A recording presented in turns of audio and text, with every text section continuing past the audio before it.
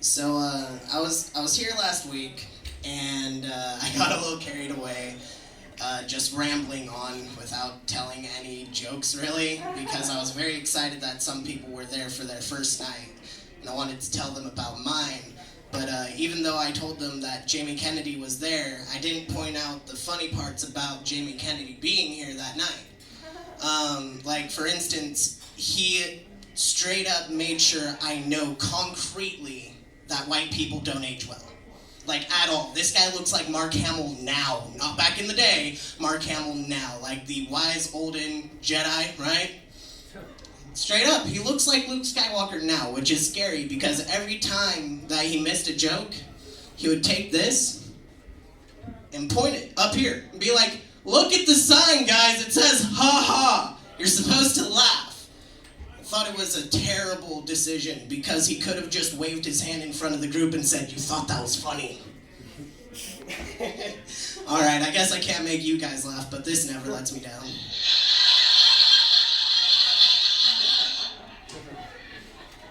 Yeah, keep that in my pocket for motivation every once in a while.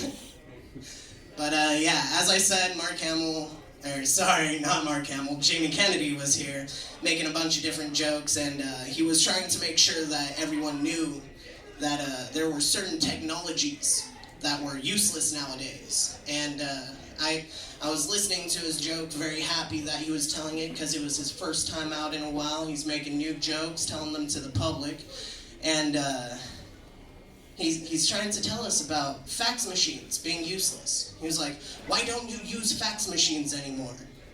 My dad from the middle of the crowd in the silence says, "'Cause I'm not Japanese." Jamie Kennedy is one of the reasons that I first loved comedy. And he's standing here on stage and looks directly at my father and goes, "Well, that was racist."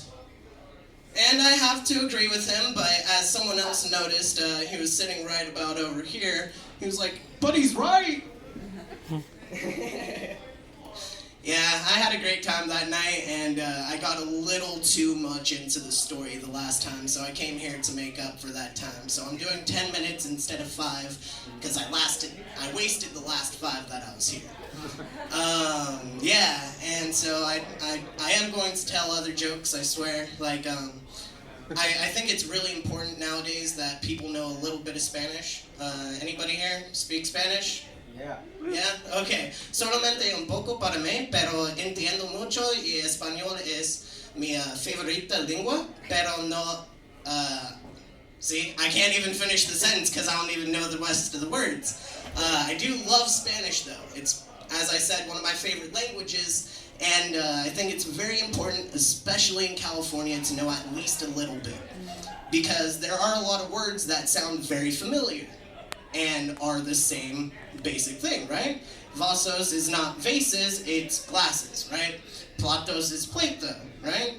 And there's a bunch of other things that line up and a bunch of others that don't, so if you don't know that someone's speaking Spanish, and you hear something that sounds familiar, but it's nothing at all like what you were thinking, what are you going to do? You're going to be confused most of the time, right?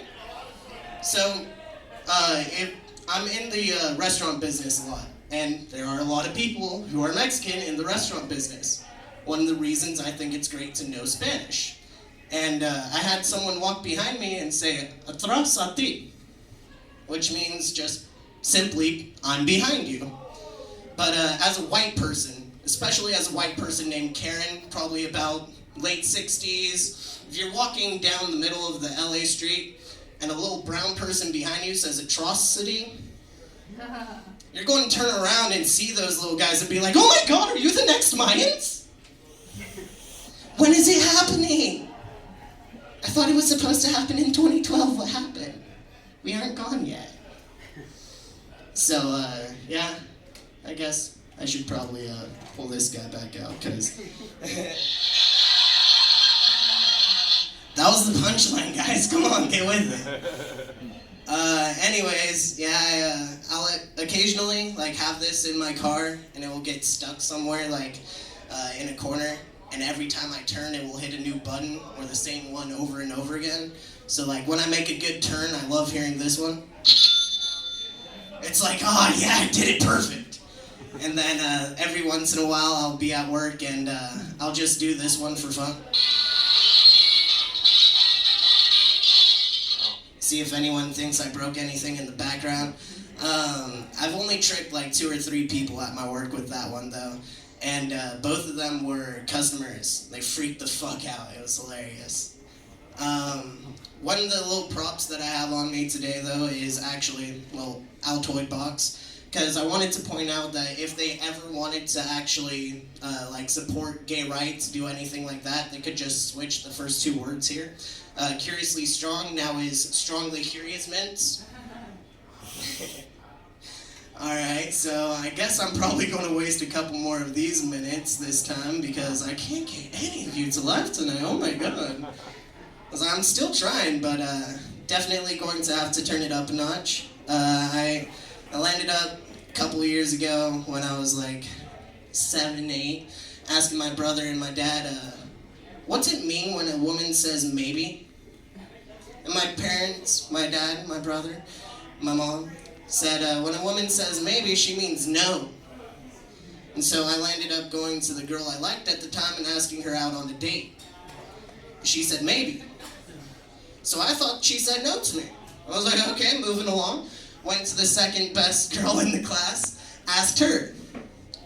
She said maybe. Okay, so another no. Went to the third girl and kept going through this process for 7 different girls. All of them said maybe. Apparently, maybe does not mean no. Maybe means let me talk to my girlfriends first to see what they approve. And yeah, apparently when 7 girls meet up in a group of 9 and say, oh my god, oh my god, oh my god, do you know who just asked me out? Do you know? Do you know? Yeah? Do you know who just asked me out? And then 6 of the other girls in the group go, oh my god, you got asked out too? And then they all find out it's the same person. That same person is not going to have a good day. The other 2 people in that group, the only 2 who didn't get asked out by me, were 2 of my best friends who were girls. And so they knew they could chase me down and pin me so that the other girls could beat me because I wouldn't hurt them. So a track and field star and a young tomboy landed up running me down in the middle of our soccer field, pinning me down, and I looked up, and at the moment as a kid it was really nice because it was like, oh my god, I'm seeing something for the first time in my life. Oh. Now, I'm not saying it's good to look back on it now, don't worry. But it was great in that moment. I was like, oh my god, this is awesome.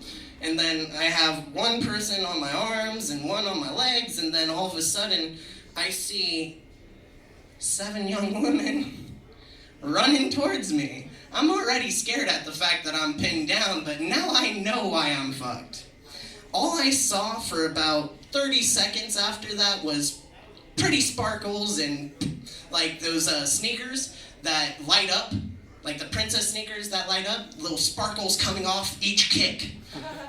Lighting up as they kick me. Every single time I just see a perfect face of Cinderella as I'm getting kicked in the gut. Just one after another. It was pretty great, but at the same time, one of my first lessons that you should never listen to a man when getting details on women.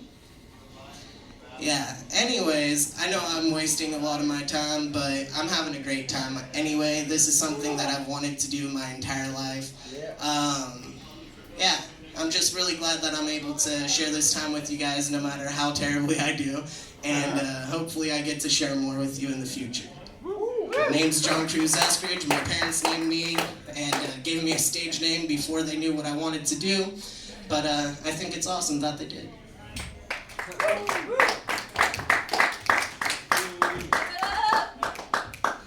He drives 2